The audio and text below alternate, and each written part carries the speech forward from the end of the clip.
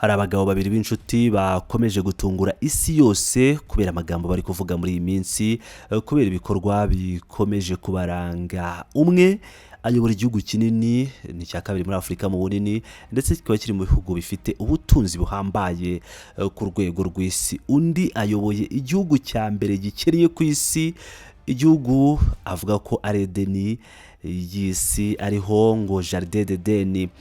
Akavuga ko bafite indagara ndetse avoka zabo ari ikintu gikomeye cyane. Abo bagabo rero bagambaniye umukuru w'igihugu kiyubatse kuva mu 1994, bashaka gukuraho uwo mukuru w'igihugu. Abo bagabo babiri rero bamaze gukubitwa inshuro n'abasore bari bazi icyo barwaniraga uburenganzira bwabo bwo kuba mu gihugu cyabo cy'amavuko, birukanwemo. Nyuma yo gukubitwa umusubirizo rero, abo bagabo bamaze kujya inama yo gusaba imbabazi uwo bashaka gukuraho, uwo bashaka kwica, uwo bashaka gukura ku butegetsi.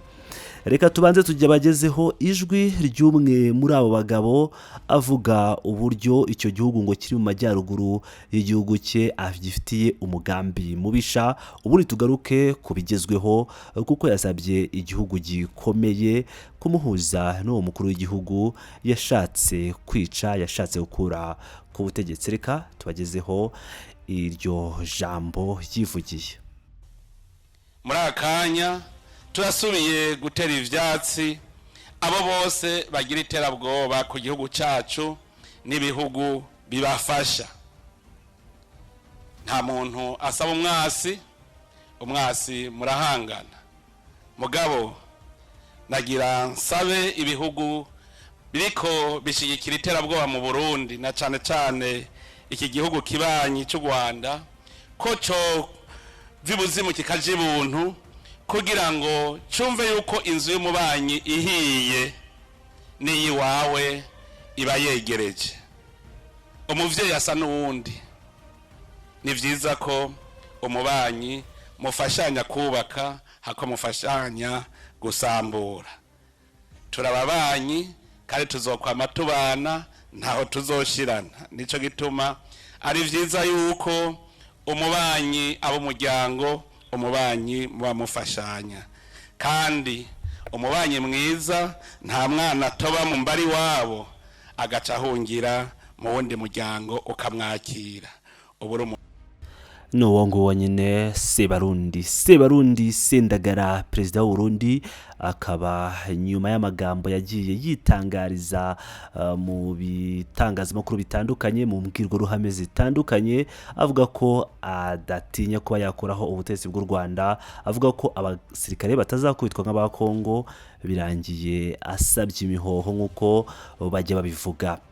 Bimeze bite rero? Reka tujye muri ngo yakaye. Perezida Ndayishimiye w'u Burundi batazira Sebarundi, Sendagara, General Neva, Sengurube ndetse n'andi mazina menshi, biravuga ko yasabye Ubufaransa ngo bumuhurize mu biganiro n'u Rwanda mu rwego rwo guhesha umwuka mubi uri hagati y'ibihugu byombi. Mu Kuboza 2023 nibwo umwuka wongeye kuba mubi hagati y'u Burundi n'u Rwanda, nyuma y'uko Gitega ishinje Kigali ku mugaragaro kugira uruhare mu bitero umutwe wa Red Tabara wagabye ku butaka bw'u Burundi mu mpera za 2023. Burundi muri Mutarama 2024 bwahise bufata icyemezo cyo gufunga imipaka ibuhuza n'u Rwanda, burahira ko butazayifungura na rimwe kugeza igihe u Rwanda ruzabuhera abo buvuga ko bagize uruhare muri kudeta yapfubye muri 2015 ngo rwaba rucumbikiye.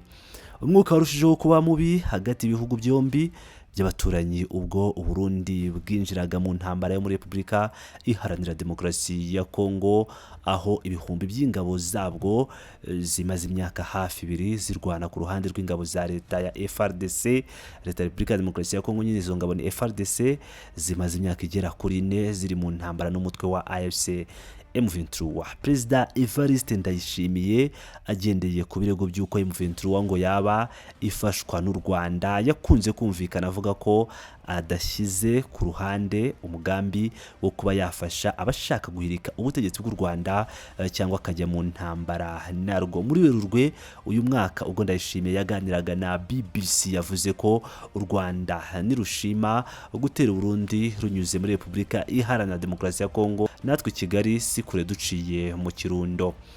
Muri Mutarama na Gashyantare ubwo perezida w'u Burundi yakiraga abadiplomate bahagarara ibihugu n'imiryango itandukanye mu gihugu cye, nabwo yari yikomye u Rwanda mu buryo bukomeye, anarahira ko nirukomeza ibyo rurimo intambara izaba iya rusange. U Rwanda mu bihe bitandukanye rwakunze kugaragaza ko rutewe impungenge n'ayo magambo agashoza ntambara Perezida Evariste Ndayishimiye yavuga mu gihe hari hakomeje ibiganiro byo kuzahura umubano w'ibihugu byombi. Ikinyamakuru Africa Intelligence kivuga ko Perezida Evariste Ndayishimiye mu byumweru bishize yegereye Ubufaransa abusaba gufasha mu biganiro na Kigali, yizeye ko byagabanya umwuka mubi hagati y'impande zombi. Iki gitangazamakuru nubwo nta makuru arambuye kigeze gitanga kuri ubu perezida w'u Burundi yagejeje ku Bufaransa ku wa 16 Gashyantare uyu mwaka, yatangaje ko yaganiriye n'ibihugu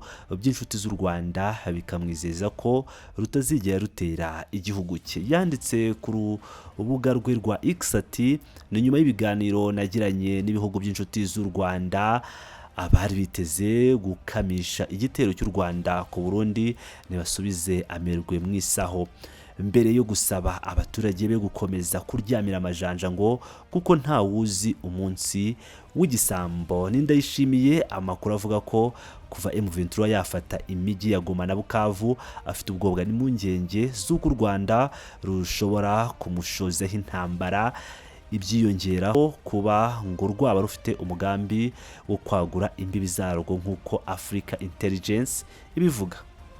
Iki gitangazamakuru kivuga ko mu gushaka uko yarokoka perezida w'u Burundi ngo usibye gusaba ibiganiro n'u Rwanda ari no gutekereza uko yacana umubano na leta ya Repubulika Iharanira Demokarasi ya Kongo nk'uko yabisabwe na AFC M23 ubwo mu ntangiriro z'uku kwezi yakiraga intumwa zayo i Bujumbura. Ubusabe bwo guhagarika iyo mikoranire ngo Perezida Ndayishimiye yanabugejejweho n'abaofisiye bo mu ngabo ze bashinja Perezida Felix Antoine Tshisekedi Chilombo kuba nta bushobozi afite bwo gukemura ibibazo by'umutekano byugarije igihugu cye. Ikindi akaba yarananiwe gushyira mu bikorwa ibyo yari yaremereye u Burundi.